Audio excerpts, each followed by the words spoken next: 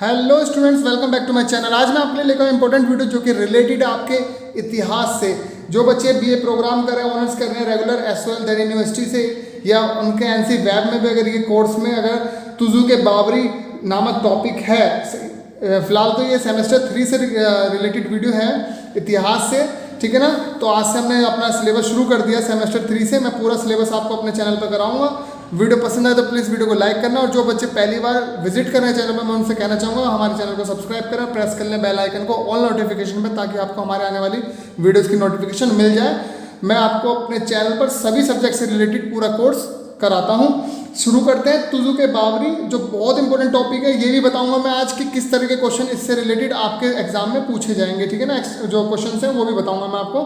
तो शुरू करते हैं तुज़ुक ए बाबरी या बाबरनामा। देखिए, एक पुस्तक है जो कि बाबर ने खुद लिखी थी, उसके बारे में आपको टॉपिक है ये पूरा। मैंने डिटेल में इसके नोट्स तैयार करे हैं, ठीक है ना। शुरू करते हैं। तुज़ुक ए बाबरी का इतिहास दृष्टि से बहुत महत्वपूर्ण है। देखिए, तुज़ुक ए बाबरी जो है ये ऐतिहासिक दृष्टि से बहुत ही महत्वपूर्ण है, क्योंकि इसके हमें जो तुज़ुक ए बाबरी से हमें काफ़ी कुछ जानने को मिलता है हमारे इतिहास के बारे में, भारतीय इतिहास के बारे में।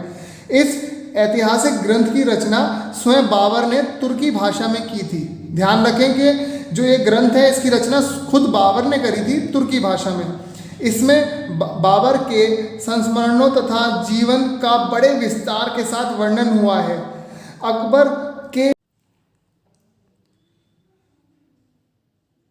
अब्दुर रहीम खान खाना ने इसकी महत्वता को समझते हुए इसका अनुवाद फारसी भाषा में भी किया था। देखिए, क्या हुआ था कि जो अब्दुर रहीम थे खान खाना, अकबर के शासनकाल में थे। उन्होंने समझा, उसकी महत्वता को समझा, तुज़ुक ए बाबरी की महत्वता को समझा कि बहुत इंपॉर्टेंट पुस्तक है, ठीक है।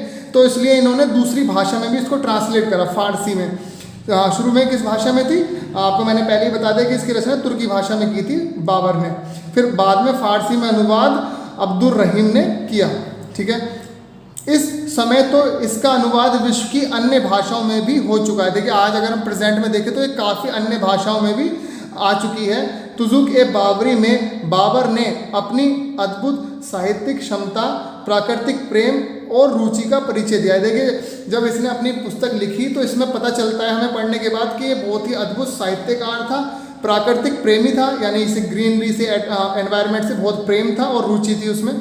बाबर ने इसमें अपने जीवन की अनेक घटनाओं को विस्तार से लिखा है, ठीक है। यानी कि इसमें उसने अपनी सारी जो जीवन की घटनाएं उसके बारे में बताया है। बाबर लिखता है कि हिंदुस्तान की सबसे बड़ी विशेषता, देखिए यहाँ पर इंपॉर्टेंट है ये वाला, आप अगर लिख देंगे कोट, अगर डाल देंगे आंसर में तो आपको अच्छे मार्क्स मिलेंगे, कि बाबर लिखता है इस पुस्तक में हिंदुस्तान के बारे में, हिंदुस्तान की सबसे बड़ी विशेषता यह है कि यह एक विशाल देश है, इसमें सोने और चांदी की अधिकता है तथा यहाँ वर्षा के दिनों में जलवायु अच्छी रहती है। देखिए, भारत बहुत बड़ा देश है, यहाँ पर सोना और चांदी बहुत है। जैसे आपको पता ही होगा, हमारे देश को सोने की चिड़िया कहते थे। सोना और चांदी बहुत है, और यहाँ वर्षा के दिनों में जलवायु अच्छी रहती है, ठीक है ना। खेती बाड़ी के लिए हमारी जो जलवायु बहुत अच्छी है।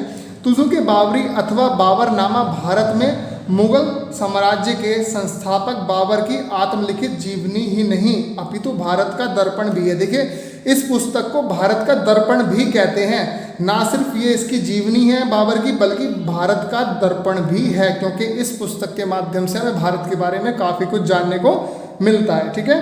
आगे बढ़ते हैं। यह पुस्तक भारत की 1504 ईस्वी से 1529 ईस्वी तक की राजनीतिक एवं प्राकृतिक स्थिति पर वर्णनात्मक प्रकाश डालती है। ध्यान रखें, 1504 से लेकर 1529 के बीच में जो भारत की राजनीतिक एवं प्राकृतिक स्थिति पर प्रकाश डालती है पुस्तक। बाबर के जीवन तथा शासनकाल के विषय में तुज़ुक ए बाबर से काफ़ी जानकारी मिलती है। तुज़ुक ए बाबरी जो है पुस्तक, इससे काफ़ी जानकारी मिलती है। इस ग्रंथ को भाषा तथा शैली, इस ग्रंथ की जो भाषा और शैली है वो भी काफ़ी अद्भुत व सुंदर है। लिखने की कला और शैली जो है बहुत अद्भुत और सुंदर है। बाबर ने इस ग्रंथ में अपने जन्म से लेकर 1529 ईस्वी तक की घटनाओं का वर्णन किया है। जब उसका जन्म हुआ उसके बाद से लेकर 1529 तक की जो घटनाएं हुई हैं उसका वर्णन इसने किया है। आगे बढ़ते हैं। मुगल कालीन आत्मकथाओं में ये ग्रंथ अत्यंत महत्वपूर्ण है। इसमें भारत की सामाजिक, आर्थिक तथा राजनीतिक स्थिति का बहुत अच्छा वर्णन किया है। देखिए ध्यान रखें, मुगल कालीन आत्मकथाएं लिखी गई हैं जो भी, उनमें ये बहुत ही महत्वपूर्ण है। इसमें भारत की सामाजिक, आर्थिक एवं राजनीतिक स्थिति का बहुत अच्छा वर्णन किया गया है। इसमें भारत के फलों, वृक्षों, नदियों, पर्वतों तथा जंगलों का भी वर्णन किया गया है, क्योंकि आपको पता है कि बाबर जो है प्राकृतिक प्रेमी था, तो उसने यहाँ पर किस प्रकार के फल होते हैं भारत में, किस प्रकार के वृक्ष होते हैं, ठीक है, नदियाँ कितनी हैं भारत में, पर्वतों का समावेश, जंगलों के बारे में उसने सारा वृत्तांत लिखा है इसमें। तुजु के बावरी में परवर्ती इतिहासकारों को काफ़ी मार्गदर्शन किया। देखिए तुजु के बावरी ने परवर्ती इतिहासकारों का, देखिए जो दूसरे इतिहासकार थे जो काफ़ी रिसर्च करते हैं, ठीक है ना, उनके लिए काफ़ी अच्छी पुस्तक है, तो क्योंकि उन्होंने इस पुस्तक को पढ़कर काफ़ी इतिहास के बारे में जानकारी इकट्ठी की। मोटे शब्दों में कहें तो जो बाद में आत्मकथाएं लिखी गई, यानी जो तुजु के बावरी के बाद जो आत्मकथाएं लिखी गई दूसरे जो राजाओं महाराजाओं के द्वारा लिखी गई, उनके लिए बाबरनामा ने मार्ग प्रशस्त किया। मीन्स कि उन्होंने काफ़ी कुछ सीखा बाबरनामा पुस्तक से।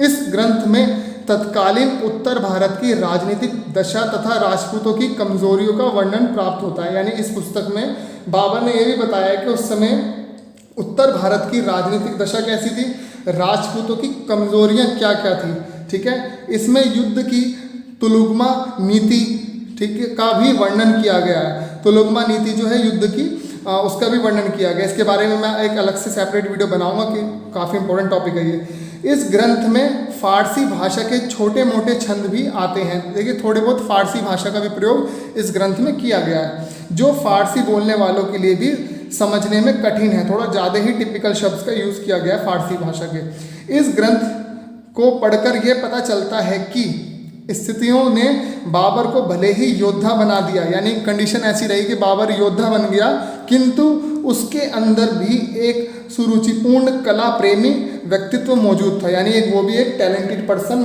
ठीक है, मल्टी टैलेंटेड कह सकते हैं, व्यक्तित्व वाला व्यक्ति था, ठीक है ना। अब मैं आपको बताता हूँ कि किस प्रकार से क्वेश्चन आपके एग्जाम में पूछा जा सकता है। देखिए दो क्वेश्चन बन सकते हैं इस तरह से, या तो वो आपको कहेंगे तुजु के बावरी पर एक संक्षिप्त टिप्पणी करो, ठीक है, ये 5 to 10 मार्क्स की आ सकती है, या तो 5 नंबर की आ सकती है या 10 नंबर की। आप उसके अकॉर्डिंग वर्ड्स को सेलेक्ट कर सकते हैं, कितने वर्ड्स में आपको लिखना है, मेन बातें आप इसमें से लिख सकते हैं। दूसरा क्वेश्चन आ सकता है तुजु के बावरी का ऐतिहासिक दृष्टि से अत्यंत महत्वपूर्ण है, यानी तुजु के बावरी जो है ऐतिहासिक दृष्टि से बहुत ही महत्वपूर्ण है। ऐसा क्यों? क्योंकि हमें इससे भारतीय राजनीतिक व सामाजिक दशा के बारे में जानने को मिलता है। तो आप इसके अकॉर्डिंग टू दिस क्वेश्चन आप इसका आंसर भी अपने हिसाब से लिख सकते हैं। लगभग 10 मार्क्स का अगर ऐसे क्वेश्चन आता है तो आएगा आपके एग्जाम में, ठीक है। आई होप आपको वीडियो पसंद आई होगी, समझ भी आ गई होगी, ठीक है। और मैं आपसे रिक्वेस्ट करूँ, अगर आप पहली बार चैनल पर आए तो मैं आपको बता दूं कि मैं सेमेस्टर 3 का कोर्स स्टार्ट कर चुका हूँ हिस्ट्री का, ठीक है, और भी दूसरे कोर्स स्टार्ट करने वाला हूँ, पॉलिटिकल साइंस, हिंदी और इंग्लिश। अगर आपने अभी तक चैनल को सब्सक्राइब नहीं किया तो प्लीज़ चैनल को सब्सक्राइब कर लें और प्रेस कर लें बेल आइकन को। आप हमसे जुड़ सकते हैं टेलीग्राम चैनल पर भी हमारे, उसका लिंक आपको डिस्क्रिप्शन बॉक्स में मिल जाएगा। इंस्टाग्राम पर भी आप हमसे जुड़ सकते हैं, ठीक है ना। जल्दी मैं दूसरी वीडियो के साथ आपसे फिर मिलता हूँ, तब तक के लिए बाय बाय।